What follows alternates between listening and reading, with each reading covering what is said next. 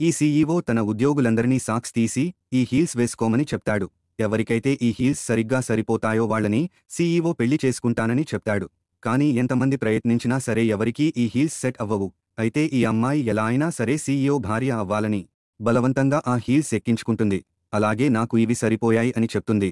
Assistant ఈమెను కొంచెం ముందుకు నడవమని చెప్తాడు. కానీ ఈమె సరిగ్గా నడవలేకపోతుంది. నిజానికి ఈ హీల్స్ ఈ అమ్మాయివి కావు. ఇంతలో ఒక ఉద్యోగి ఈ కుర్రాడి అసిస్టెంట్ని కూడా ట్రై చేయమని చెప్తుంది. ఇది విని ఈ అమ్మాయి కంగారు పడుతూ ఉంటుంది. ఎందుకంటే ఈ హీల్స్ ఈ అమ్మాయివే. నిజానికి ఈ అమ్మాయి ధనవంతురాలు. అయితే ఈమెకి ఈ కుర్రాడి మీద క్రష్ ఉంటుంది. అందుకని ఈమె ఎలా అయినా సరే ఇతడిని ప్రేమలో పడేయాలని తన ఐడెంటిటీ దాచి ఇతడి దగ్గర అసిస్టెంట్గా జాయిన్ అవుతుంది. అయితే ఒకరోజు ఈమె డాక్యుమెంట్లు ఇవ్వడానికి సీఈఓ దగ్గరికి వెళ్తుంది. కానీ సీఈఓ తాగి ఉండటం వల్ల ఈమెను లోపలికి లాక్కోగా ఆ రాత్రి వీరిద్దరూ ఒకటవుతారు.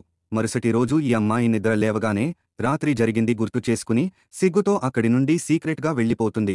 అలాగే కంగారులో తన హై హీల్స్ అక్కడే మర్చిపోతుంది.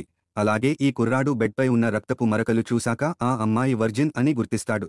అందుకని ఈ కుర్రాడు తన ఉద్యోగులందరినీ ఈ హై హీల్స్ వేసుకోమని చెప్పాడు. అందరూ ప్రయత్నించినా సరే ఎవరికీ ఆ చెప్పులు సరిపోలేదు. కానీ చివరికి ఈ అమ్మాయి ఒకటే మిగిలింది. అయితే ఇప్పుడు ఈమె దొరికిపోతుందా లేదా అనేది చూడాలంటే వీడియో లైక్ చేసి నెక్స్ట్ పార్ట్ అని కామెంట్ చేయండి.